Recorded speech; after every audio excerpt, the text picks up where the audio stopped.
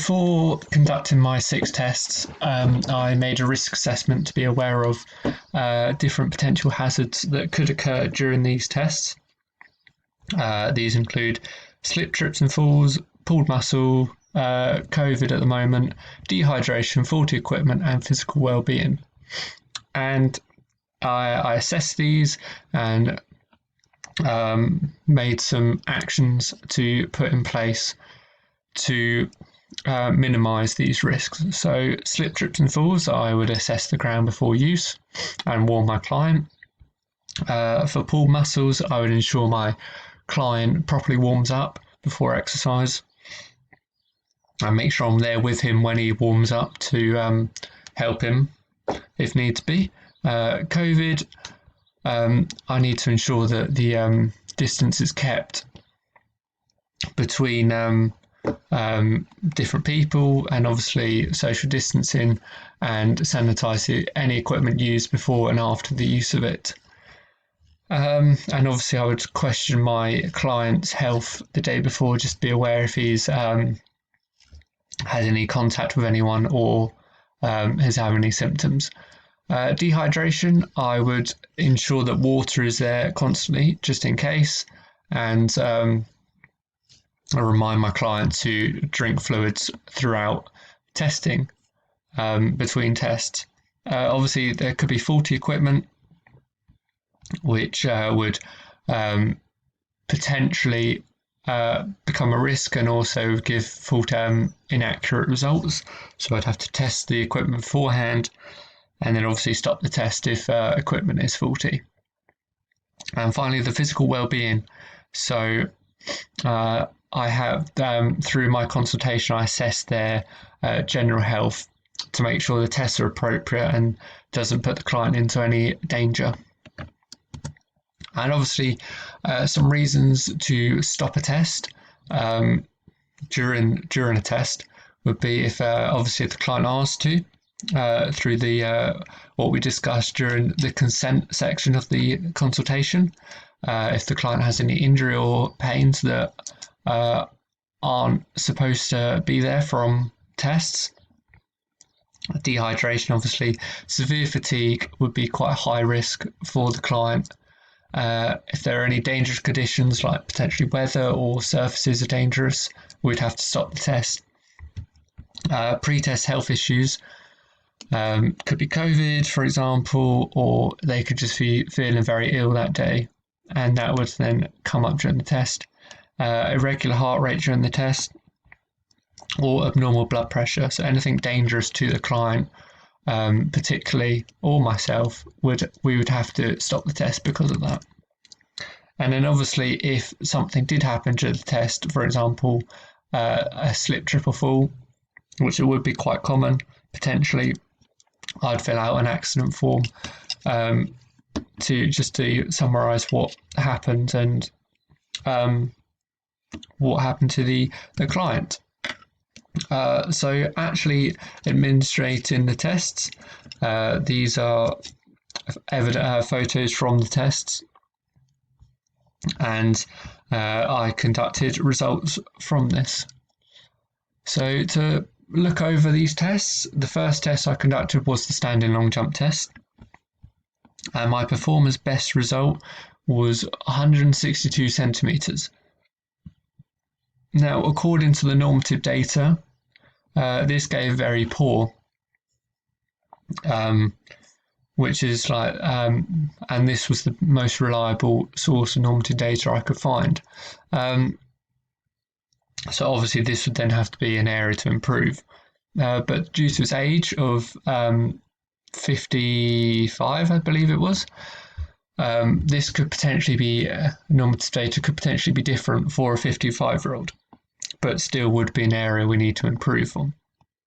As mentioned, the power is needed for a runner, and so with improving their power, obviously would improve their performance, as they would be able to run at a quicker rate. Some recommendations I would include to help improve his power would be just weight training or plyometrics once a week. And this focuses on weight training builds the muscle, and then therefore is allowing him to contract his muscles at a much more powerful rate, meaning that his overall power would increase. And plyometrics focus on power as well too. The force of contraction of their muscles would improve. And this doesn't have to be that long, probably a 30-minute, 45-minute session, and only once a week, so it would be quite easy to implement. And in that weight training session, to improve power, you'd want to do quite high weights, and quite low repetitions. So approximately 4 to 6 repetitions of around about 80% of their 1 rep max if it's known. And this will involve different exercises such as squats with weights, lunges with weights, could be jumping lunges, calf raises, stuff like that, to improve their overall lower body. Secondly, the sit and reach test to measure flexibility. He got a 15 centimeters was his best score overall, and that gave him a good rating according to the normative data. And obviously, since it's good, we can focus on this just to maintain it. It doesn't necessarily have to improve it. And this obviously then reduces risk of injury as a runner and in general health. Recommendations for this: he could implement a short session of like yoga or stretching once or twice a week, which should only be a short 15 to 20 minutes. He could do this in the morning, for example, or just anywhere during the day when he has free time. It's quite relaxing and low intensity, so it would be quite easy to implement. He could do this classes in a gym. He could start doing yoga classes at a gym, or he could just simply get a lot of exercise videos up on YouTube, for example, and do it at home. So it's quite a easy and manageable thing to do with, and yoga focuses on that stretching and relaxation to really focus in, and then overall would improve his flexibility. Next, the 30-meter sprint test. His best time here was 5.26 seconds. And the best normative data I could find was relating national normative data for 16 to 19-year-olds. And obviously, as a 55-year-old, he would be naturally much lower as a 16 to 19-year-old, as he is past his peak performance times. So obviously, this data here potentially isn't that reliable, but it's the best I could find. So according to this data, he's obviously at poor, but potentially he could be towards average or above average. It is unknown. So assuming that he is at a poor level of fitness for his speed, he would then obviously need to improve this and focus on improving this. And a recommendation I would suggest for him would be to incorporate an interval session once or twice and once a week to improve his running. And this could take place instead of one of his other runs in a week. As he said, he ran once or twice a week. He could, to focus on running 3 times a week, one of his runs could be an interval session. And this could involve him running different lengths each week. Anywhere from 100 meters all the way up to a kilometer, and different variations of that in sessions, which I could provide for him if needs be. And this overall would take about 30 minutes to an hour, including warm-up, depending how long or intense the session is. And obviously that would include the breaks in between the intervals. And with greater speed, this obviously would improve his overall times and pacing when it comes to his running, as he would have a greater top speed and would therefore be able to run at a quicker pace, but not necessarily maintain that, where the muscular endurance would come into play with that.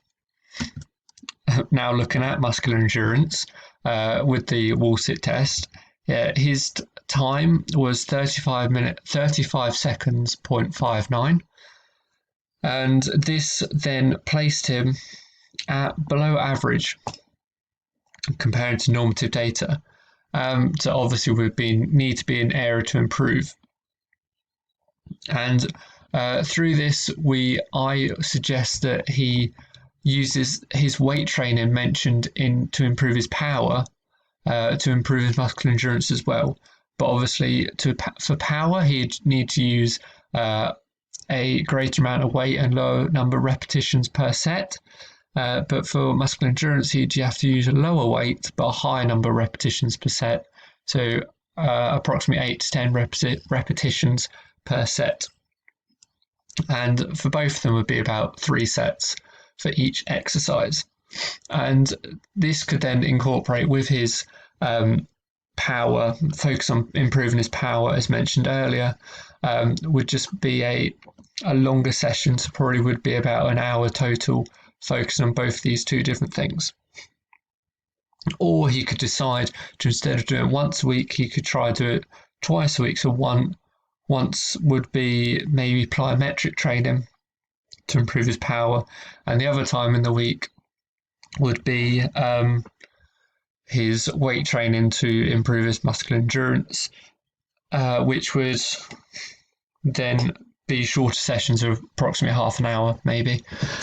And this is important for him as a runner, as he mentioned when he was trying to run those longer distances of 16 kilometers, which is his target, that he gets to approximately 12 kilometers and his legs start to really hurt, which suggests that his muscular endurance, which we found out isn't as good as it could be, and that could be the reason why he's struggling to reach his goal. So incorporating this weight training could be a way to help him meet that goal that he wants to.